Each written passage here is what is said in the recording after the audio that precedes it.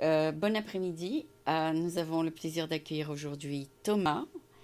Thomas qui a eu la gentillesse de venir et qui est nouveau dans la baie, n'est-ce pas? Ouais, ça fait depuis février. Seulement depuis février. Ouais, depuis mi-février. Ah, c'est 4 mois, 5 mois. Voilà, D'accord.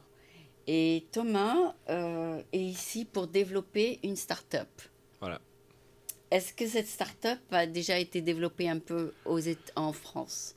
Non, alors à l'origine, l'entreprise, elle vient du fondateur qui est autrichien. Ouais. Mais en fait, on a créé l'entreprise juste avant de venir ici. Donc, on a créé l'entreprise en décembre 2018 et on s'est déplacé ici en février. Donc, c'est Très super, récent, très super, super récent, frais. Ouais. très récent. Ok, ok, ok. Est-ce que tu as déjà fait une start-up avant? Non, c'est la première fois. Ah, c'est encore plus dur alors. Ouais, c'est un autre monde. Je viens d'un monde complètement différent de celui des startups et je découvre quotidiennement de nouvelles choses. C'est vrai? Ouais, ouais, c'est Et c'est dur c'est dur. Mon ancien travail était dur, était demandé beaucoup de travail, beaucoup de aussi. temps. Oh. Donc travailler des longues heures et travailler Et c'est dur la et même avec chose maintenant. beaucoup de frustration. J'ai l'habitude. Ce qui diffère un peu ici, c'est qu'avant j'étais spécialiste de ce que je faisais et là je suis vraiment dans quelque chose où je sais pas vraiment ce que je C'est fais pas la et spécialité. donc on est obligé d'apprendre tous les jours vite Ah bon? et ouais d'être dans la capacité de développer son entreprise et de pas faire trop d'erreurs quoi. Et D'accord. en connaissant pas grand chose, donc c'est un peu le problème. Vous êtes combien dans l'équipe? Donc là on est trois cofondateurs, deux qui sont autrichiens et frères et moi qui me suis greffé à l'équipe par la Et tu suite. es français. Et moi, je suis français. Et on avait une équipe de quatre informaticiens qui travaillaient avec nous. Et maintenant, on n'en a plus que deux parce que les contrats ont été finis et ils ont Ouais. fini leur Leur diplôme. travail. En fait, ils étaient stagiaires et employés chez nous. Ouais. Et ils faisaient un stage de licence et ils ont fini leur licence. Donc, il y en a deux qui sont repartis en Autriche et deux qui sont restés avec nous pour nous aider jusqu'à la fin du programme dans lequel on est. Et donc, on verra par la suite en fonction Comment tu vas pouvoir engager des gens? Voilà, exactement. Mais toi, tu es aussi codeur, Non, moi je suis biologiste de biologiste. Ça formation. n'a rien à voir Non, alors. voilà, donc on avait besoin d'une partie biologie dans notre entreprise, on a besoin d'informatique, on a besoin de biologie, on a besoin d'ingénierie. Et donc on a tout ce panel de compétences dans l'équipe. Ce qui manquait à la base, c'était la biologie, ils avaient Et c'est aucun... Et toi. donc c'est suite aux discussions qu'on a eues avec les autres cofondateurs qu'on s'est décidé de travailler ensemble et de se dire, voilà, on a besoin d'un biologiste, donc si tu veux te greffer à nous, il n'y a pas de problème. Alors, ils sont autrichiens, tu es français. Et quelle langue vous utilisez au travail? Anglais, anglais. Ça fait des années que je travaille en anglais. Ça fait quelques années que je vis en Autriche, mais j'ai pas eu vraiment le temps de m'impliquer dans l'apprentissage de l'allemand. Et donc, Donc, au il vaut mieux final, utiliser vaut mieux l'anglais. utiliser l'anglais. Après, ils peuvent parler allemand autour de moi. Il n'y a pas vraiment de problème. Je comprends plus ou moins ce qu'ils racontent. Mais après, quand c'est moi, quand je dois m'exprimer, ça C'est- sera automatiquement en anglais. Mais je perds pas l'espoir d'apprendre l'allemand et de pouvoir communiquer plus facilement en allemand dans les années à venir. Ok. Et en plus, le site est en anglais. Ah, tout est en anglais. Notre entreprise, là, avec les différents contacts qu'on a, est extrêmement internationale déjà. Donc, on fait beaucoup, beaucoup de choses en anglais. Donc, il faut toute la langue internationale. De toute façon, il n'y a pas vraiment de choix maintenant de nos jours. Oui. Faut que, enfin, si on a Tout une le monde comprend entreprise l'anglais dans le locale, monde, oui. exactement. Si on a une entreprise locale, ça coûte rien de faire quand même son site en anglais. C'est une pub en plus, c'est une audience en plus, donc Oui. vaut Et tout le mieux. monde Enfin, comprend l'anglais. Ok. en règle générale, oui. Oui, d'accord. À part les Français, ils ont un peu de mal. Mais est-ce que la biologie française est la même que américaine? Ouais, enfin la biologie, ça reste la biologie. La recherche en biologie, elle est internationale. Les gens font la même chose de la même manière. Il y a une très, C'est enseigné de la même manière dans les universités? ouais, on peut dire ça. Après, on va dire dans certains États américains, c'est un peu enseigné différemment parce qu'il y a des décisions politiques différentes. Mais la biologie, ça reste la biologie, c'est l'étude du vivant. Le vivant, il change pas d'un pays à l'autre.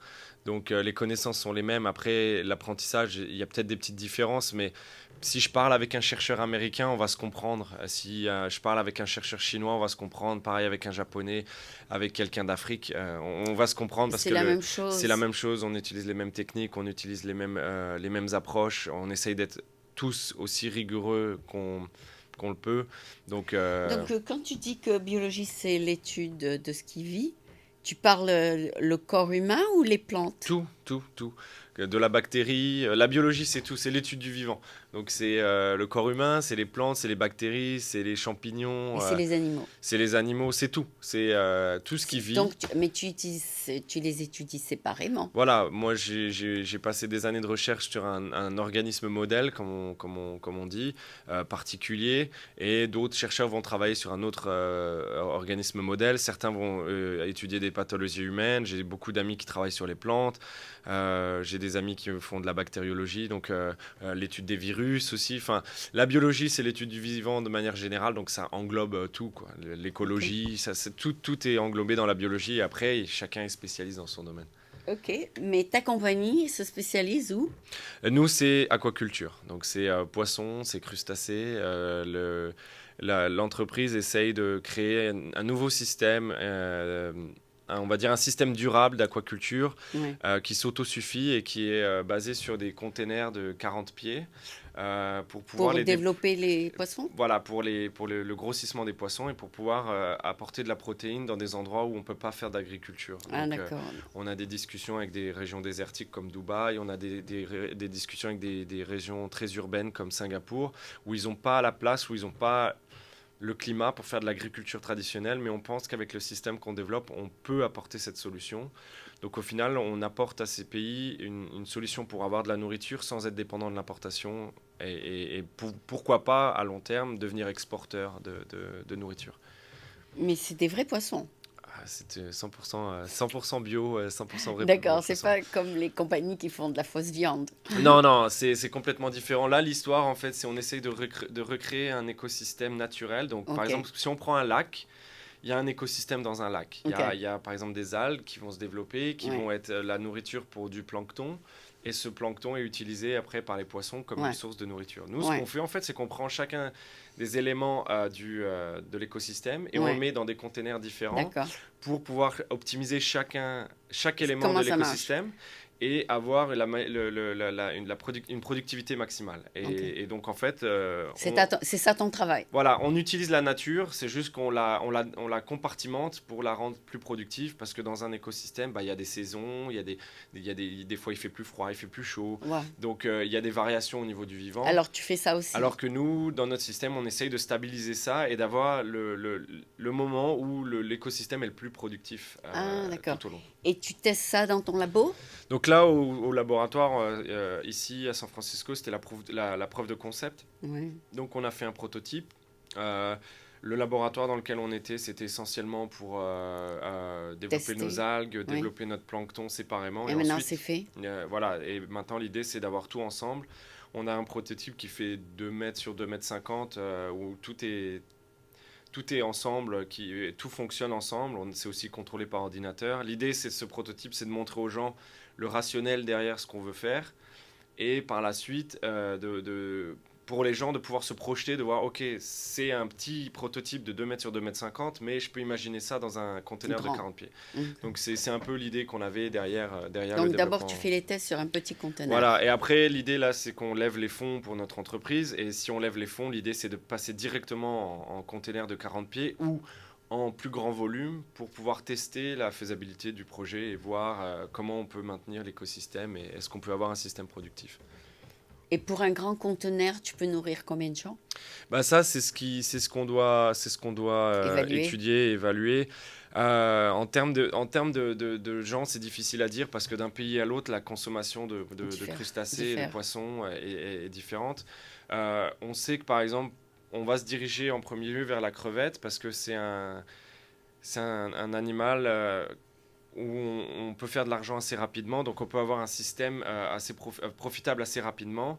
Et l'intérêt, c'est de pouvoir d'avoir une rentrée d'argent au sein de l'entreprise pour pouvoir développer la recherche et le développement et pouvoir casser les coûts de production de notre système pour par la suite pouvoir faire des organismes qui sont à des prix de vente un peu inférieurs. On peut parler du poisson-chat, le tilapia. Mais quel poisson que tu fais, toi? Là, pour le moment, on s'est focalisé sur la crevette. Ah, la crevette, ok. Donc la crevette grise et la crevette blanche. C'est une crevette qui se fait énormément... Qui mange ça? En Asie, Tout le monde. tout le monde. En Europe, il y a 2 entreprises à Munich et dans le milieu du Tyrol, donc Qui en mange ça? Autriche. En fait, c'est pas qu'ils mangent, mais il y a 2 entreprises qui font ça de manière organique, enfin de manière bio et de manière durable. Et ils sont tout le temps en rupture de stock, même avant d'avoir collecté Donc, toute ils la ont besoin crevette. de votre conteneur. Eux n'ont pas besoin de notre conteneur, mais c'est pour montrer qu'il y a un marché, qu'il y a des Ah, gens il y a qui un ont une demande. marché. Et donc les pays qui sont en demande, nous, on se focalise essentiellement sur les pays qui ne peuvent pas vraiment faire d'agriculture ou les régions qui sont en perte de terrain agricole. Par exemple, on peut parler de la vallée centrale de Californie. Il y a beaucoup d'agriculture, il y a beaucoup de personnes qui font de l'amande et tout ça. Sauf qu'on sait que d'ici 10 à 15 ans, il n'y aura plus d'eau dans les nappes phréatiques. Et donc, il va falloir trouver une solution pour être toujours dans la capacité d'utiliser le terrain agricole, mais avec beaucoup moins d'eau. Ah, Donc, on ne d'accord. pourra plus faire d'amende, on pourra faire autre chose. Et nous, c'est là où on entre en jeu, c'est qu'avec notre système, on est dans la capacité d'utiliser un terrain agricole qui est plus vraiment arable ou avec lequel on peut plus faire grand-chose. Et donc, nous, on arrive avec notre système et on l'installe et on a besoin de bien moins d'eau. Et donc, on peut faire de nouveau de l'agriculture. Ça ne sera pas de l'amande, mais ça sera du poisson. Donc, on a toujours une clientèle qui est locale. On a toujours les mêmes clients. Et donc, on peut toujours faire de l'agriculture là où c'est plus possible. Oui, mais aux États-Unis, pour l'instant, on mange des vraies crevettes. Mais ce sera des vraies crevettes. Ah, ce sera des vraies Là, crevettes. ce qu'on fait, c'est Non, mais vraiment. là, maintenant, on les pêche dans la mer. C'est pas vrai. Il y a beaucoup de. Et c'est ce que les gens ne savent pas, c'est qu'il y a beaucoup des poissons et des crustacés qu'on mange qui sont issus d'aquaculture. C'est vrai? Et donc, il y a beaucoup de gens qui ne le savent pas. Et Si j'achète des crevettes grises, c'est fait où? en Asie, il y a énormément de crevettes grises qui sont faites en aquaculture. Ah bon? Parce que c'est un milieu qui est beaucoup plus contrôlable. Mm. C'est un milieu qui est beaucoup moins contaminé. On Ouais. a un meilleur contrôle de la qualité de l'eau, on a un meilleur contrôle de tout ce qui est parasites, tout ce qui est bactéries, tout ce qui est contamination. Il y a beaucoup moins de consommation d'eau. Donc l'aquaculture, c'est pas forcément quelque chose de négatif. Bien au contraire, il y a beaucoup d'entreprises qui se dirigent petit à petit vers des nouvelles techniques d'aquaculture parce qu'elles sont beaucoup plus durables et elles permettent d'avoir un produit de meilleure qualité qui est beaucoup moins pollué. Parce que si on va en Asie et qu'on fait de la crevette à côté d'une industrie qui fait, je sais pas, du textile ou qui fait du métal, Mm. on va se retrouver avec une eau extrêmement polluée où on a notre organisme qui va se développer à l'intérieur de l'eau. Ouais. Et au final, on va avoir une crevette qui est contaminée par des métaux lourds, qui est contaminée par des polluants. Et nous, on mange ça, on se retrouve avec ça dans notre corps. Donc l'avantage de Mais l'aquaculture, c'est d'avoir un milieu qui est complètement contrôlable et avec lequel on peut vraiment ouais, être très au courant de la qualité de l'eau qu'on utilise. donc tu peux voir si l'eau est polluée ou pas. Dans le cas de l'aquaculture, en règle générale, l'eau est très peu polluée. C'est une eau qui est plutôt de qualité, qui est contrôlée régulièrement et qu'on peut contrôler. C'est vraiment ça en fait l'avantage, c'est le Ah, tu peux contrôle de l'eau. contrôler le... Et le problème de l'aquaculture, on va dire offshore, donc en milieu naturel et en extérieur, c'est que si on a une contamination externe, on n'a aucun moyen de contrôler cette contamination, on n'a aucun moyen de la réduire parce qu'en fait, on est complètement dépendant de l'espace extérieur. Et comment tu peux contrôler la pollution dans le Après, conteneur? il y a des possibilités avec des systèmes de filtration, de filtres Ah oui, oui, à tu peux mettre un charbon. filtre. Mais après, on est dans des quantités d'eau qui sont relativement grandes. Donc, Ouais. ça a un coût de filtrer tout ça. Donc, autant traiter l'eau en amont et avoir un système qui est recirculant. C'est ce qu'on a et ce que d'autres entreprises d'aquaculture ont. L'eau recircule, mais c'est une eau propre qui recircule. Donc elle est dépolluée à la base et elle est recirculée de manière propre. En extérieur, on fait avec l'eau qu'on a, quoi. D'accord. Et donc, il n'y a aucun problème d'avoir des crevettes qui contaminent l'eau. Il y aura toujours. Ce qu'il faut savoir, c'est comme nous, les animaux font des déchets. Ouais. Et il y a toujours un système de traitement des déchets en aquaculture. Donc on récupère les déchets, on les broie. Et après, il y a tout un filtre biologique qui permet de réduire en fait, tout ce qui est composé azoté. Donc tout ce qui est décomposition de corps, décomposition de matière organique. En fait, il y a des filtres biologiques, donc les bactéries s'en occupent et ça permet de nettoyer l'eau et en fait, d'avoir beaucoup moins de matières toxiques pour les animaux. En fait, c'est pas impropre pour nous, mais le gros problème, c'est que les crevettes ou les poissons, s'ils nagent dans leurs excréments, Ouais. en fait, il y a une accumulation de produits, entre guillemets, toxiques pour eux, donc ils peuvent plus respirer proprement sous l'eau. Ouais. Il y a des problèmes de circulation sanguine, et donc au final, les animaux meurent, Ah. et donc ils sont impropres à la consommation. Non, Donc, mais toi, tu veux pas qu'ils meurent. ah non, non, nous on veut qu'ils vivent, on veut qu'ils se développent Encore plus. correctement et ouais, en fait, Donc, il y aura bien un moment il y a où un moyen de mesurer. tout ça c'est contrôlable avec des sondes, avec des tests chimiques, tests chimiques en laboratoire. Il suffit de prendre un petit verre d'eau et puis après on teste en laboratoire. Vous testez la pollution. On peut tester la pollution, on peut tester tout ce qui est dans l'eau, on peut le tester en laboratoire de manière assez facile. Après, Et tu sais faire ça, toi? ouais, c'est pas compliqué, il y a juste... en fait, ce qui se passe en laboratoire, c'est comme de la cuisine. Il faut suivre un protocole, il faut suivre une recette, Ouais. et ça marche. Après, le rôle du chercheur, c'est de créer la recette, Ah. ou c'est d'optimiser la recette. Mais il y a beaucoup de choses en biologie, c'est comme de la cuisine. Après, là où on a besoin d'utiliser notre cerveau, c'est quelle est la méthode, quelle est la technique que je dois utiliser pour analyser tel ou tel problème. Donc voilà, ça c'est... Après, voilà, si quelqu'un a analysé le même problème que moi, et que je sais qu'il a un protocole ou une recette pour analyser ce que je veux analyser, j'ai juste à prendre sa recette et à l'appliquer pour mon problème. Oui. Et en règle générale, après, voilà, je peux avoir le résultat que je veux. Mais c'est pas... Comme on dirait en anglais, it's not rocket science. C'est vrai? Non, c'est pas très compliqué. Ok, mais pour les gens, est-ce que vous pouvez faire des petits poissons pour les gens qui ne mangent pas les crevettes? Bah, petit poisson, ça n'a pas de grand intérêt parce que si on veut débiter des filets, si on veut avoir des pièces de poisson assez importantes, il faut pouvoir développer des poissons qui ont un intérêt commercial. Donc, Il faut des gros poissons. bah, gros poisson, après, on peut aller jusqu'à 5 pounds. on peut aller 1 kilo jusqu'à plusieurs kilos. Après, dans notre système, ça, c'est des choses à tester. C'est de voir quelle est la densité de poisson qu'on peut mettre à l'intérieur. C'est le même principe. C'est comme en aquaculture. Il y a de l'aquaculture de saumon. Les saumons, à la fin, ils sont gros, ouais. 10 kilos, 7 Et c'est kilos. fait en aquaculture, ça? Par exemple, il y a des entreprises qui font de l'aquaculture au milieu du désert. De saumon. Au milieu du désert. Donc ça existe déjà. Ouais. Après... Et en Californie ou en Californie... Les États-Unis sont un peu pas en retard, mais sont pas forcément très friands de l'aquaculture, mais ça vient. Il y a certaines régions qui sont très aquaculture, genre le Maine, ils ont beaucoup d'aquaculture. Mais en Californie, c'est assez étrange. Il y a pas beaucoup. Il y avait de l'aquaculture, mais à cause de la régulation au niveau fédéral, il y a beaucoup d'entreprises d'aquaculture qui se sont délocalisées dans d'autres États ou qui ont carrément fermé. Ah, d'accord. Mais vous développez quelque chose qui va être accepté dans les pays étrangers? Nous, l'idée, c'est de proposer un système qui est compatible avec les dans n'importe quel pays. Milieux extrêmes et n'importe quel pays. Du moment qu'il y a du soleil, en fait, l'écosystème, il marche. Après, voilà, c'est sûr qu'en Norvège... Mais tu dis qu'en Californie, ce sera accepté.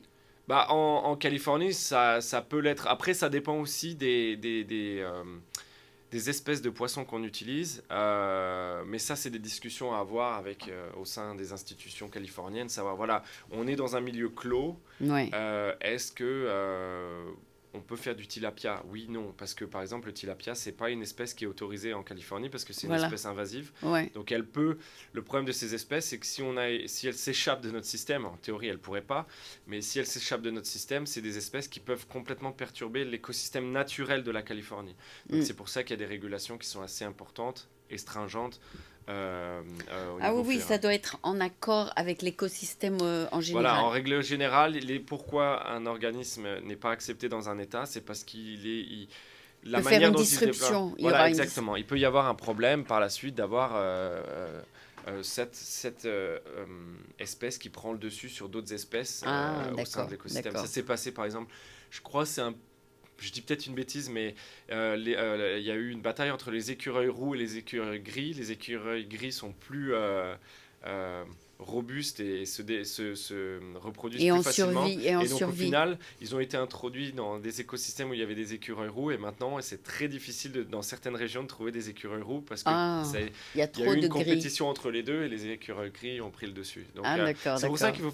c'est pour ça qu'il faut faire très attention aux espèces qu'on importe. C'est pour ça, par exemple, que l'Australie elle est très très regardante sur les espèces. Par exemple, je peux pas venir avec mon chien en Australie sans avoir une période de quarantaine de 6 mois, sans avoir déclaré tout ce que j'importe, parce que ils sont sur une grande île et une espèce peut Peu être dis- capable de complètement Hmm. détruire l'écosystème naturel. Donc il faut être très très vigilant avec Et ce qu'on fait et avec il les y a animaux. des organes, enfin, il y a des départements du gouvernement qui contrôlent ça, Voilà, oui, tout ce qui est faune sauvage et agriculture, ils ont tout un listing des animaux permis. tous les animaux permis et de toutes les espèces qui sont interdites sur le territoire, ou si certaines sont autorisées mais il faut un permis, donc Ouais. c'est contrôlé, les gens viennent nous voir et regardent, ok, vous faites ça de manière correcte, donc vous pouvez y aller, et si c'est pas fait correctement,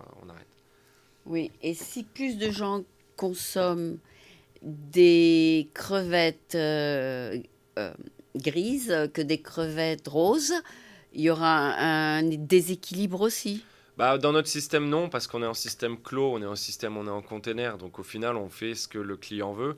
Après, ce qu'il faut aussi voir, c'est que on a des discussions avec le Moyen-Orient pour peut-être Qu'est-ce qu'ils développer. préfèrent? Qu'est-ce qu'ils préfèrent? Bah, en fait, même s'ils préfèrent l'un ou l'autre, si une crevette s'échappe du container, il n'y a pas d'eau, il n'y a pas de, il y a pas de risque parce Ah ouais, ouais, ouais. il y a rien autour. On sera au milieu du désert, donc au final, il n'y a pas vraiment, il y a même pas Il n'y a pas de d'écosystème. risque, il n'y Il a y a pas même de pas risque. d'écosystème. Enfin, il y a un écosystème, mais il n'y a pas une faune et une flore très développées. Donc au Donc, final, il y a très très peu de au risques. final, c'est le client qui décide.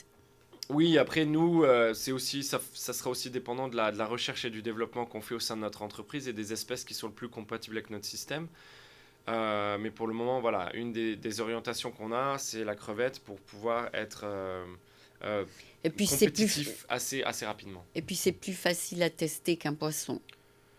Ça dépend, le tilapia se développe aussi relativement vite, donc ça pourrait être testable, mais pour le moment, on sait que la crevette mange beaucoup moins que le tilapia. Donc on sait qu'avec le système qu'on a, on aura moins de demandes en nourriture pour poissons avec la crevette qu'avec le tilapia. Donc c'est aussi pour ça qu'on se focalise sur la crevette parce que ça risque d'être plus facile pour nous au départ. Mm. Mais on ne veut pas seulement se focaliser là-dessus parce qu'on veut pouvoir proposer un panel d'espèces. D'espèces aux clients. Exactement. Après, pour être honnête, il y a des pays pour qui ça importe peu parce que tout ce qu'ils veulent, c'est de la protéine. J'avais des discussions récemment avec des pays d'Afrique, Ah ouais, le Niger et ils le ont besoin de Tchad. protéines. Et quand ils nous disent que voilà, ils ont 3 mois de pluie par an où ils peuvent faire de l'agriculture, le reste c'est de l'importation et des aides humanitaires, s'ils ont un système qui leur apporte de la protéine, que ce soit de la crevette, du poisson ou quoi que ce soit, ils s'en C'est moquent un peu parce que tout ce qu'ils veulent c'est de la nourriture dans leur ok, assiette. ok. Donc c'est Donc bon. voilà, ce type de client, enfin client entre guillemets, nous tout ce qu'on veut c'est pouvoir leur apporter de la nourriture. Même au Japon, il paraît qu'ils importent toutes les protéines. Ah, ils ont aussi, ils font aussi beaucoup de pêche, mais pêche en océan. Mais voilà, l'Asie, c'est un des marchés les plus importants en termes Pour vous, pour la crustacés protéine. et poissons. C'est un marché qui explose. Ils en ont Et la besoin. population va exploser. D'ici 2050, on va quasiment doubler la population de Waouh, l'Asie. waouh. Donc, Il faut les non, nourrir, tous peut-être ces pas doubler, gens-là. mais il faut nourrir beaucoup de gens. Et donc, au final, ouais, il faut des solutions pour leur apporter de la nourriture. Il faut des solutions durables parce qu'on va être de plus en plus. On va avoir de moins en moins de terrain agricole. Et il Donc faut nourrir tous ces gens. donc, il faut nourrir tous ces gens. Et donc, il faut trouver des solutions. Pourquoi est-ce que les gens préfèrent acheter, par exemple, du saumon naturel qui vient de l'océan que du saumon qui était dans les farm raised? Je pense que c'est un problème c'est un problème d'éducation. C'est un problème. Mais c'est la même chose. En théorie, oui. Après, il faut voir comment. Il y a farm et farm. Oui, Il faut voir aussi comment c'est fait. Je pense par exemple, en aquaculture recirculante, il y a possibilité d'avoir. des contaminations. Non, il y a non, au contraire, il y a possibilité d'avoir un poisson de très haute qualité. Ah bon? Après, la qualité du poisson, elle est extrêmement dépendante de ce qu'on lui donne à manger. C'est pas parce que c'est fait dans un milieu naturel, si on leur donne quelque chose qui est pas bon pour eux ou qui a une qualité nutritionnelle très il y très a la pauvre. qualité de ce qu'on lui donne. Exactement. Ah. Donc au final, si c'est très pauvre, le saumon sera très pauvre d'un point de vue nutritif. Et on peut très bien avoir une ferme, une aquacole, qui fait du saumon avec de la nourriture pour poissons qui est de haute qualité nutritionnelle. Et au final, on aura un saumon de meilleure qualité au sein de cette ferme aquacole que dans un milieu l'océan. dans un milieu naturel. Donc c'est une question d'éducation, c'est une question aussi. Moi, ça fait pas longtemps que je suis dans l'aquaculture j'en apprends tous les jours concernant comment c'est fait. Et au final, oui, on se rend compte que c'est pas parce que c'est fait de manière dans une ferme aquacole ou en bassin Ouais. que c'est forcément de moins bonne qualité et que c'est forcément moins éthique. Parce que ce qu'il faut savoir aussi, c'est que les gens imaginent des saumons qui se baladent dans l'océan, tout ça, c'est loin d'être le cas. En fait, c'est des énormes filets qui sont plongés dans l'océan et en fait, les poissons se développent à l'intérieur. Du filet. Et donc, au final, ils ont pas beaucoup plus d'espace que dans une. Ah, ça, je savais pas. J'ai jamais entendu cette partie-là. Voilà, non, quand on se renseigne, voilà, de toute façon, on est dans un monde où on a besoin de nourrir beaucoup de monde et de manière rapide. Donc il y a des raccourcis qui sont faits, pas forcément des bons raccourcis. Il y a aussi le problème que les poissons avalent le plastique.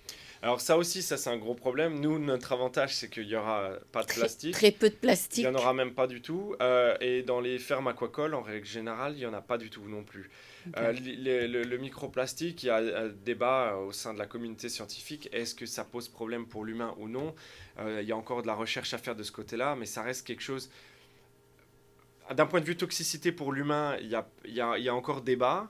Et je ne sais pas quelle position prendre parce que je n'ai pas lu assez concernant cette histoire. Non, il paraît que tu peux ouvrir un poisson et trouver du plastique dedans. Là où le plastique pose énormément de problèmes, c'est pas tant sa toxicité, on va dire, la diffusion il n'est pas décomposable. Mais le problème, c'est que voilà, les organismes, enfin les animaux mangent ce plastique en pensant que c'est du plancton, ils se remplissent de ça et au final, ils peuvent pas digérer. Ils peuvent pas digérer. Il y a beaucoup de poissons qui ont leurs ouïes qui sont complètement obstruées et donc au final, on a une mortalité des poissons c'est pas une toxicité, on va dire, chimique. C'est une toxicité physique du plastique.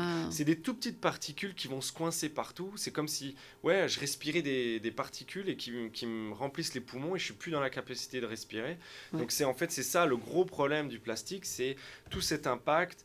Ça va se poser sur le corail, ça va enfermer une tortue, elle ne pourra plus respirer. Il va y avoir des poissons qui auront plein de plastique dans les ouïes, plein de plastique dans le système digestif. C'est un peu cruel, ouais. Donc au final, et le problème, c'est que c'est des toutes petites particules il y a des tonnes et des tonnes et des tonnes de plastique. C'est pour ça que quand on achète des vitamines et qu'elles sont enveloppées de plastique, c'est très toxique même pour les humains. Mais tout. En fait, il faut acheter des vitamines, des capsules naturelles. On a trop d'emballages. Il y a trop d'emballages de manière générale. Il y a des emballages qui sont complètement inutiles. C'est juste parce que c'est de la, comment on dit en français, convenience. Il vaut mieux acheter du turmeric naturel que de l'acheter en plastique. Oui, après, il y a des mouvances actuelles du zéro déchet. Il y a des gens, il y a des magasins où on vient avec notre propre pot en verre qu'on remplit. Il y a des solutions. Mais il y a aussi des solutions. Par exemple, je vais faire de la pub pour des collègues dans le programme dans lequel on est. On a une entreprise qui s'appelle Decomer, qui vient d'Estonie, et ils font un emballage à base de sucre de végétaux. Donc ça ressemble à du plastique, sauf que c'est un emballage qui se dissout dans l'eau chaude, dans l'eau froide, qu'on peut digérer. Ouais. Donc au final, c'est plus vers ce type de technologie qu'il faut se tendre. Alors certes, ça a un coût. On peut casser les coûts avec la recherche et le développement, mais c'est vers ce type de technologie qu'on pourrait, si on veut garder l'emballage, si on veut garder la fraîcheur de notre gâteau, la fraîcheur de, je sais pas, de n'importe quoi, de nos fruits et légumes, on peut emballer ça dans un emballage bio ou un emballage biodégradable. Ensuite, on peut jeter à la poubelle et il n'y a aucun souci, ou qu'on peut même dissoudre dans l'eau et il n'y a aucun souci. Justement, quand on achète des crevettes, il y a une partie de l'emballage qui est plastique. Oui, après ça, c'est pour garder la fraîcheur. Mais la partie qui est plastique, on la jette. Après, le plastique, il y a beaucoup de plastique aussi qui est recyclable. Ah, d'accord. Mais c'est un problème de manière générale. Il faut qu'on trouve des solutions. Et notre entreprise devra peut-être se poser la question de, OK, Comment on va comment on emballer va les emballer tout ça, crevettes? quoi? Est-ce qu'on emballe ça dans un emballage bio? Est-ce qu'on emballe ça? C'est une autre- Quel est le c'est- coût? c'est un autre problème. Voilà, donc ça, c'est des problèmes que bah, quand on démarre, on se les pose pas forcément, mais c'est le jour où on a notre première récolte et on veut la vendre et on est là, comment on fait? Et Ah, d'accord. donc ouais, c'est des Non, questions parce qu'il va falloir se que, poser assez parce, vite. parce que il y a beaucoup de compagnies de recyclage qui ne recyclent pas ce qui est Ouais. sale. Oui, non, ça c'est sûr, c'est le gros problème. Et puis après, il n'y a pas tous les plastiques qui sont recyclables. Le recyclage, ça reste compliqué aussi. Ouais. C'est C'est un problème parce qu'on croit que ça va être recyclé, on le met dans le bah, recyclable et c'est pas recyclable. alors, j'ai vu un documentaire récemment à propos du recyclage du plastique, et en Ouais. fait, et c'était euh,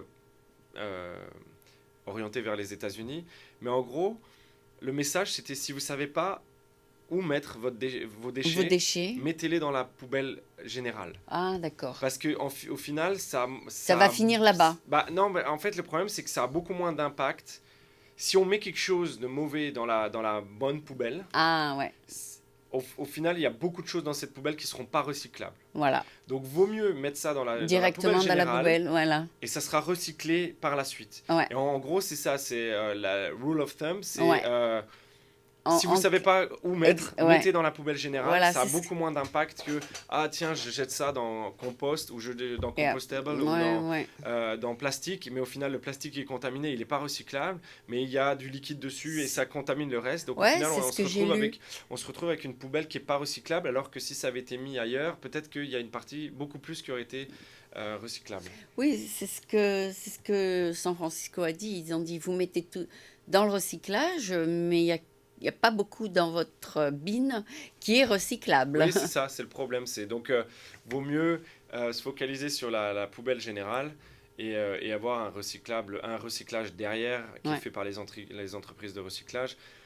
Moi, c'est ce que je fais. Et comme ça fait pas longtemps que je suis ici, je sais pas forcément où est-ce que je Séparé, dois tu mettre mes déchets. séparais? Je sais déjà, voilà, je sais où mettre mon carton, je sais où mettre mon papier, je sais où mettre mon métal, mon Ouais, verre. ouais. Mais après, il y a des choses, il y a certains emballages en Tu es plastique, pas je sais pas sûr, tu trop. es pas Donc, je sûr. mets tout dans la poubelle générale et je me dis, Tu les ça, laisses faire je ça. préfère faire ça que de me tromper Ouais, et tu avoir laisses un la problème. compagnie s'en Voilà, occuper. et puis ça crée des emplois, et Oui, puis voilà, ça fait tourner une économie en même temps, quoi. ouais, ouais. Enfin, pour emballer les crevettes, c'est la même chose que quand tu mets un petit plastique autour du croissant, c'est ça? C'est un plastique très fin. Ouais, ça risque d'être comme ça. Enfin, ou plus, c'est aussi un peu la honte, ça, c'est les barquettes de fruits emballées Ah en oui, plastique. ouais. Donc, parce que le problème, c'est que que ça soit le poisson, que ça soit les crevettes, c'est des organismes qui sont riches en eau Ouais. et qui sont déjà, on va dire, Faut être soit débités ou Oui, soit le poisson en ouais, entier. il faut être Il y a- protégé. voilà, il faut protéger l'emballage. On veut pas avoir un emballage que quand on le Qui soulève, tout dégouline. tombe Ouais, ou tout quelque chose dégouline. voilà, qui dégouline. Ouais, Donc il y a une balance à trouver et il y a sûrement des solutions biodégradables qui existent. ouais. Mais ça, c'est à nous d'aller trouver Faut les voilà, implémenter. c'est Il à nous f- de trouver les fournisseurs, c'est à nous de trouver. Et puis il faut aussi que ça ne détruise pas le coût de vente, enfin le Ouais, prix de vente. ouais. Si on a un emballage qui coûte énormément d'argent, après il faut faire un choix. Ça va augmenter le prix Euh, du produit voilà. final. Donc après voilà, ça peut être aussi une stratégie, c'est voilà, ou une volonté de notre entreprise de faire les choses proprement de A à Z, Ouais, quitte à ce que ça coûte plus cher et qu'on ait moins de clients. ouais. Mais si on est droit dans nos bottes, bah voilà, on est content. Est-ce que les stratégie. crevettes sont vendues nettoyées? En règle générale, les crevettes, ouais, elles passent il y a toute une supply chain. Ouais. Après, il y a Ça crevettes pa- entières, crevettes débitées. C'est pas besoin de les nettoyer à la maison. Non, non, non, en règle générale, de toute façon, après, voilà, il y a une étape de cuisson. Et en aquaculture, il n'y a pas de problème de sable, il n'y a pas de problème Ah oui, de oui. choses comme ça, c'est vraiment de l'eau. C'est C'est comme une piscine. Ah ouais. Voilà, il y aura. Donc c'est là où tu te concentres en ce moment. Nous, on se concentre essentiellement dans le développement des écosystèmes, dans le développement du produit. dans le développement de la technologie, donc et du business model, parce que là on vient de commencer, donc on a tout approuvé, donc on essaye de convaincre les gens que voilà, bah, on vaut le coup et que si on nous aide, on peut aller beaucoup plus loin que là où on est, et c'est l'objectif. Je sais qu'il y a beaucoup de demandes au Japon, donc vous avez déjà un client là-bas, non? Non, on a Singapour. Et Dubaï, c'est Les investisseurs. c'est Dubaï est aussi client, voudrait Ils sont prêts à investir? euh, pas encore. Singapour, c'est pareil, c'est plus acheter notre système. Ah, ils veulent acheter. Voilà, ils veulent acheter le D'accord. système plutôt que d'investir. En termes d'investissement, pour le moment, on a un candidat sérieux de Corée Oui. et on a un candidat sérieux américain. Et Ok. on est en train d'essayer de finaliser notre levée de fonds. Donc là, on a une partie des levées de fonds qui sont, on va dire, comment dire, a verbal agreement. Mais voilà, c'est rien de concret. Moi, je reste français dans l'âme. Tant que c'est pas signé, j'y crois pas. Ah bon. donc voilà. Et ça va venir, quoi. Non, ça va venir dans les semaines à venir. Et là, ce qu'on cherche, c'est finaliser la levée de fonds. Donc voilà, une partie des fonds qui sont là, enfin qui sont voilà. C'est votre Autrichien, c'est ça? Verbal agreement. C'est l'Autrichien qui est votre Non, on a un Autrichien qui nous a donné une toute petite enveloppe pour nous maintenir. démarrer. Mais là, voilà, les Coréens et les Américains promettent une enveloppe beaucoup meilleure, plus conséquente. Mais on a un total qu'on aimerait lever. Et là, on a une partie, on a un tiers pour le moment qui est levé. C'est bien. Ouais, c'est bien. C'est on attend de signer les c'est contrats, on attend de voir les conditions parce que c'est pas le tout de nous promettre de l'argent, mais s'ils veulent 75% de l'entreprise, ça risque de poser problème. Ouais, il faut que tu sois payé aussi. Oui, mais c'est même pas tant ça, c'est qu'on veut garder le contrôle de ce qu'on fait. Oui. S'ils prennent 75%, au final, je suis un employé de ma propre entreprise et j'ai pas envie de dépendre des décisions de quelqu'un qui n'a rien fait. Ou qui sait pas où il va, ou qui a une vision qui est pas compatible avec la mienne. Donc voilà, c'est un il faut vous mettre d'accord sur tous les plans. Voilà, il y a beaucoup de conditions à respecter, mais voilà. Vous voulez quand même le contrôle de ce qui se passe dans le labo. Partout, dans le labo, dans les dépenses et tout. Donc, qui vous allez engager. Exactement. Ah, d'accord. Donc, tu es le seul scientifique dans la compagnie. Scientifique en biologie. Après, on a d'autres scientifiques dans le sens où le CEO, il a aussi un diplôme en biologie, en ingénierie de l'énergie. Donc, il travaillait dans les énergies durables et il a aussi fait des études d'économie. Ouais. Et son frère, lui, il est ingénieur civil. Donc, tout ce qui est construction, c'est aucun problème pour lui. Ils sont les deux des cofondateurs. Voilà, cofondateurs avec moi. Et voilà. Et donc l'idée venait du CEO qui s'amusait. Mais c'est gentil de les avoir rejoints alors que tu savais même pas où tu allais. Après moi je voulais changer de branche. Ils payent quand même ton appartement, j'espère. Non, on vit tous ensemble. Là, on a pas vrai. l'entreprise. Après, créer une entreprise, créer une start-up, c'est pas mal de sacrifices, mais c'est pour un certain temps. Ah oui, d'accord. Vous avez un appartement en 3 chambres, c'est ça? Voilà, on a un appartement à nous qui est payé par les fonds qu'on a dans l'entreprise. Mes frais sont payés. Et vous travaillez dans un bureau? Voilà, on a le programme dans lequel on est qui s'appelle IndieBio. Ah oui, vous êtes dans une incubateur. Voilà, c'est même un accélérateur, donc c'est pour ça que le rythme il est très tendu. Mais on a des bureaux là-bas, on a un laboratoire. Qui s'appelle comment votre accélérateur? IndieBio. IndieBio. Ils sont américains? Ils sont américains, ils font partie d'un fonds d'investissement qui s'appelle SOSV. Et ils vous donnent tout? Ils nous donnent une enveloppe pour tenir un certain temps. Pour développer. Et ils nous donnent laboratoire et des bureaux. Et ils nous donnent aussi un endroit où on peut recevoir les gens si on veut organiser des événements. On a des salles de réunion. Et en même temps, ils nous aident, ils nous Qu'est-ce qu'ils veulent en échange? En échange, ils prennent un petit pourcentage de l'entreprise, mais il y a un suivi constant de ce qu'on fait. On a un programme de... Ça doit être accéléré. Le rythme, il est... Et puis Très là, fort. La semaine prochaine, c'est notre grosse deadline. Donc là, le rythme, c'est la dernière ligne droite. Ah oui, je vais venir filmer. Final, voilà. Tu m'as dit de venir 6 à 7? C'est de 3 à 5, c'est les pitchs. Et après, à partir de 5h, enfin même 4h30 jusqu'à 6h, 6h30, il y a toute une...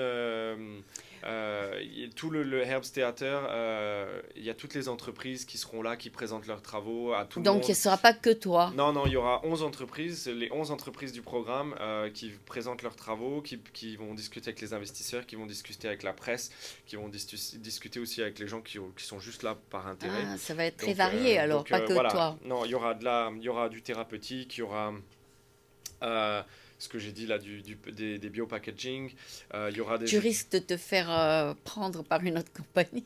Non, je pense que pour le moment, on Tu est restes tous, avec on eux. est, Tu on restes est avec tous eux. focalisés dans ce qu'on fait et on essaye on essaye que notre entreprise marche. Et après, Après, tu on pourras verra, aller voir on verra, ailleurs. non, on verra. Franchement, pour le moment, je me pose pas trop de questions. C'était Ok. là, ce que j'ai fait ici, c'était vraiment pour casser la bulle scientifique dans laquelle j'étais avant, essayer de tester complètement autre chose Ouais. et de voir un petit peu ce que je suis capable de faire et tout ça, quoi. Ok. Ben, écoute, on a parlé pendant 40 minutes, donc je vais faire le switching à l'anglais. Pas de problème. Alors, est-ce que ton anglais est courant? Ouais. Tu peux discuter. Ah, je peux discuter en anglais. Après, il y a des mots que je cherche, mais Que tu dois chercher. Ok, je vais t'aider un peu là-dessus. Et donc, on va commencer. So, we're gonna do now the interview in English. Okay, so we have with us Thomas, Daniel, who is the co-founder of Blue Planet Ecosystem. Blue Planet, ça peut être tout, hein? yeah, it can be everything.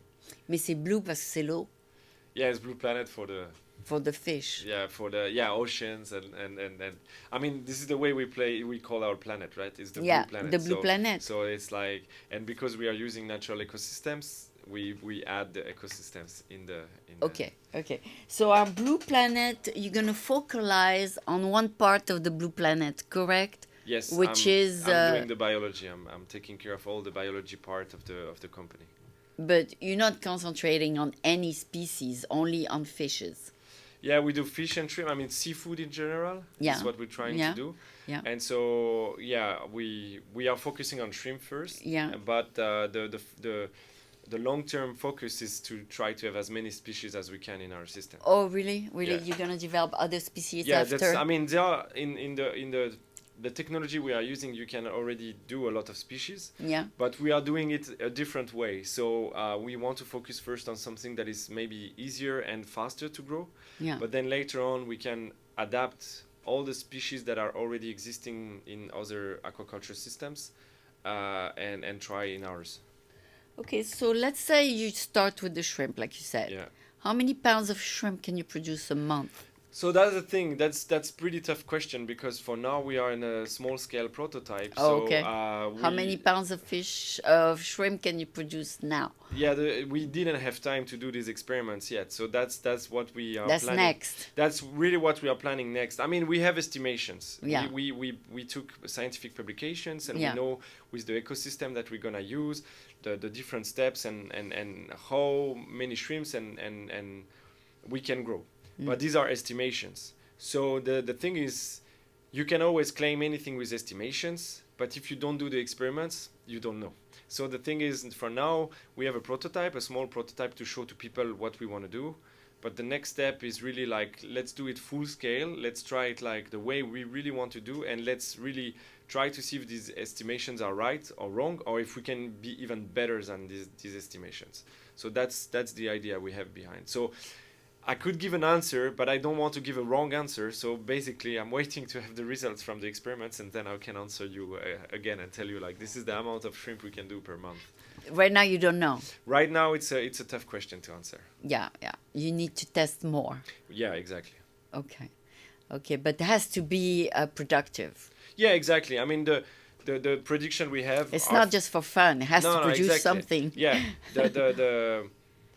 the predictions are positives. Oh, which okay. I mean, it's Okay. like we have profitability and we can grow quite good amount of shrimp Oh, every okay. harvest. Do they reproduce themselves a lot? No, the thing is, in aquaculture you cannot just put organisms and let them develop and Yeah, so on yeah. and so How forth. do you do it? So in you have to have a space somewhere that you take care of the first steps of the development of Okay. these organisms, Okay. and then you move the tiny organisms, you put them in the aquaculture system to make them grow. Okay. And the most important is the growth phase, because you can control a bit the early stages, but what you want to push really is the growth phase. So you want to have that as fast as possible. You want them quick so you can sell Yeah. it. Yeah, exactly. You want to harvest them fast, and you want to sell them fast. Okay.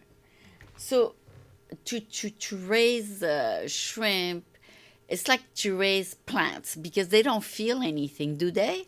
No, animal feels. I mean, They do feel. Yeah, they have a nervous system, and so if I pinch a shrimp, it's gonna feel it? Yeah, it's not gonna be fun. It's there are few organisms that don't feel pain, but these ones most likely feel it. So it's Okay, so let's say you take them out of the tank, yeah. and within a few seconds they die. No, they will survive. The thing is, like, what you do is you make them sleeping by putting them in cold. Oh. So basically, it's a way to control, like to reduce the pain and so on. Okay, So okay. This is the way, like, also fish, when they are harvested, you have to cool them fast, because you don't want them to be suffering for hours outside of their environment. But these are things that we have to figure out how to put together and so a on. system So for that too. yeah, all this supply chain is already existing, but let's see how you have to check also the well-being of the animals. So this is something we will have to dig more into it. So they do have a nervous system. I mean, Yeah. I mean, most of organisms have a nervous system. You have really few organisms that don't have a nervous system and don't feel pain. So it's not the same as growing animal protein. Well, yes. I mean, shrimps are animals. No, because they grow fake meat. Oh, you mean like cell-based or using and it's not really animals. Yeah, so they just have the taste of an animal. Yeah, exactly. That's completely different. So this is based on cellular culture. So people are isolating cells. Yeah. So they take cells from organisms. Like, for example, you want a beef. Yeah, taste. So basically, what you do is you take a beef, you isolate some cells, and then in a laboratory you make them grow. Right. And then from this growth you can reproduce, you can sort of make a piece of meat, right? Right. But we are really far from being able to feed the world with this type of technology. Really far away. Yeah, but this is why also you have so much investments in these companies, because it's really promising technology. But at the same time, it's requiring a lot of research and development. Oh. So that's why people are investing a lot, because they want this to work fast and good. So now people can do tiny pieces of meat, and I know also, for example, a company doing a surimi, cell-based surimi. Mm-hmm. But the biggest issue is to do that in a large scale, in an industrial scale. And this is all these companies are fighting really hard to be able to cut the cost of production because you have to, I think the number is like, for a pound of cell-based meat, you're several thousands of dollars. Oh my God! Yeah, because you need a lot of nutrients, you need a lot of research, so it's really expensive now. Okay. But these companies are really trying hard to cut this cost down and find a way to make that. No, because right now you go to the frozen department of a store, and you find vegetarian burger. Which is different, because for example, Impossible Food or Impossible Burger or Beyond Meat burger. What are they made of? It's made of soybean. So soybean, you take a lot of soybean, but where I mean, they have a formulation that gives the taste and everything. Yeah. So, for example, the Impossible Burgers, they have a protein that they add to the burger to make it red, and then when you cook it, it turns brown and it's juicy. It looks like a real. It looks like real meat. The thing is, Impossible Burger is now in a position where they have to produce this protein to a really, really large amount, and they can do it to a certain extent. Yeah. But if they want to feed the world, they need to scale even more. Yeah. So this is where they are putting a lot of funds and a lot of research, is to be able to increase the production of this protein. But the rest is filled by soybean and vegan products. Mm-hmm. So and spices and so on. And people feel good buying it. Yeah, I mean, it's honestly, not a bad product. I tried it recently, and it's pretty good. It's not bad. It's better for the planet. So I don't see any problem going for this direction. The only problem I would see is if everybody are basing their food on soybean, we will replace all the crops by soybean, which is not good at the same time. So this is where you have to find trade-off and so on. But it's proven scientifically that vegan, vegetarian, and Mediterranean diets are the one that have the smaller CO2 footprint on Earth. Okay. So if you aim towards these diets, you will have a lower impact on the planet. On the planet, yeah. Because beef, pigs are. They require a lot of food. And they are also grains. Doing a lot of greenhouse gases. Yeah. So I'm not saying, I don't want to have the people being like, oh yeah, you eat meat, you're killing the planet. But it's just to have an understanding that maybe reducing our consumption of meat or, being less industrial for some organisms, we can do good to the planet. Mm-hmm. Again, it's if the vegan, vegetarian, or Mediterranean diet is not taking over the whole planet, because then you have another problem. You have an ecosystem problem. So this is something like to it needs to be a balance. Yeah, exactly. Everything. I mean, everything is in life is a balance. Okay. If you take somewhere, you're gonna lose somewhere. Okay. So this is something that we have to understand. Yeah, because we cannot let all the cows die in the field either. Because The thing is, like, we are used. Our countries, the U.S., Europe, we are used to have a lot and being too much to have access of everything. The problem is, like, our resources are limited, right? Yeah. So we have to be careful. We need more than 1.5 times the Earth per year, which means that we are using too much of our resources. Yeah, and we throw away too much. We throw away a lot, but we also consume too much. I think, like, there are overweight people. Yeah, I mean, this is another issue. But if you go to an American restaurant, they throw away half. When you see the amount of food you have, just reduce it. Yeah. Like, what's the problem? Okay, I mean, you can take your doggy bag, go home, eat. You have another and lunch, or sometimes you have like two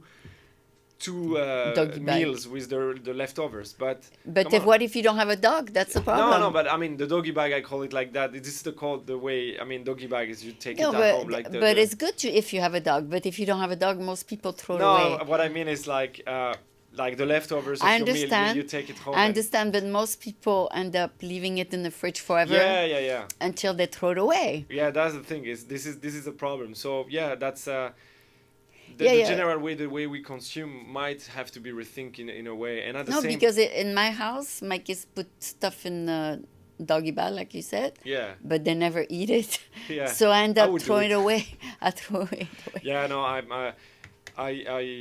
I really hate throwing away food. It's something that I don't know. Maybe it's you make an effort to take it for lunch the next day. And even when I have something in the fridge and I'm like, oh, this is old. I have to do it now because I don't want to throw it away. Okay. That's some different culture in some countries, or for some people, this is not automatic. And people have to understand that food is a really fresh every day. Really valuable resource. I mean, if you don't want to throw, then buy every day what you want to eat. Yeah. It's some time, but it's a trade-off. You always have to be. But if people are a bit more conscious, and this is what is nice is that now in schools, in Europe, in most likely in the US, kids are taught to be more careful. Like don't waste the water, don't waste food and everything. So. I think the generation coming is way more aware of what's going on, and basically, they know that they're gonna be in a planet that will have a lot of problems, and so as they realize that nobody's doing anything, so they do it themselves. They have to do their part. So the kids are like, I'm gonna do it because nobody else is doing it. Like the politicians are not doing anything, so I have to do it myself. So that's true. Because in the old generations, they never ate the day before, the food from the day before. Yeah, and it's also like everything. They would buy everything every day. Yeah. And so everything from the night before is thrown away because they don't want. So it's a cultural thing. If you are used to live away, and it's hard to change, I'm not blaming anybody. It's the same for all of us, but it's just like if we educate ourselves slowly and we have a bit more politics involved and be like, okay, let's be more careful, let's be on different aspects, I think people will start to understand it and be like, yeah, well, maybe that's true, we should be more careful, use less your car. I mean, in some regions here, this is what is crazy, is like, if you go to Palo Alto, whatever, if you work there, you can't move without your car. Or if you live in Los Angeles, there are some parts you can't live without a car. Yeah. So basically, it's the system. It's a systematic problem. So there are solutions, but it will take time, and it's just the way it is. Yeah, this is the car industry that pushed it that way. Of course, I mean, an industry. It's like me. My company is doing seafood. I will push people to eat seafood. But I think we think in the company that what we do is sustainable, and it's better than meat. Yeah, it's respecting. It's not that it's better than meat, but it's respecting the planet, and it's done in a way that we try to make it as sustainable as possible. So if you don't want to be vegan, vegetarian, but you still want a little bit of fish, and you want to have some protein input in your body coming from seafood, it's a better solution. I will push for people to eat our seafood, fish, of course. Yes. So the same with the car. If I would be manufacturing car, I would be like telling you, buy more cars. Yeah, yeah. Is it good for the planet? You would tell people, it's for the lower middle class people to use the buses. So the ideology is you need to be better than the lower class kind of thing. Yeah, but will your product be sold frozen or fresh? Well, the big advantage we have with our system is because it's scalable and modular. We can put it really close to the consumers. Okay. So basically, it's not like growing shrimp in California and selling them in New York, where you will have to keep them. You can still keep them fresh, but it's like a lot of logistics to do that. So you freeze them. So basically, no, what we do is like we produce next to the consumer. So basically, it's gonna be fresh because the supply chain is really reduced. Oh. So basically, you get the product, you package it, and then you can already put it in all the shops on the same day or the next day. Right day. So basically, it's gonna be extremely fresh. Yeah, so fresh. Fresh is gonna be 100%, like almost 75% fresh. It's gonna be. I mean, that's the thing. Is like if 100% of our consumers are around, it will be 100% fresh. But let's say if we have an excess of production, then you can freeze a part, and you can send it somewhere else. But the objective is really to make the food next to the consumer. Okay. So the frozen part is complicated and needs to be with the plant and all that. Yeah. Yeah, so it's another logistic. It's another supply chain, another way to do, but it's already developed, so we don't have to develop it. We can just use the current technology. The current manufacturers and all that. Yeah. Okay, well, it was very informative to talk to you. I know there's a lot more to say about the thing. Sure. But you spoke a lot. Yeah, that's my problem. No, I mean, you already made almost an hour of speaking, so you probably have a dry throat. I'm fine. You're fine? Yeah, I can speak hours. That's an issue I have. I can speak for hours. You can? Yeah. That's awesome. You didn't get tired. Okay. So sometimes we do it in two parts. I stop in the middle and then I start again. Yeah. So anyway, you did it well. An hour. So I congratulate you for that. So thank you also for being here. I really enjoy talking to you. You're easygoing, you're pleasant, and thank you. And I really like the topic. It's very interesting. Well, you will know more the 25th of June. Yeah. The demo day. I mean, if you want to see like the presentation, it will be also live streamed on YouTube. Okay. And the website of IndieBio. Yeah. But also like. Will your product have a name?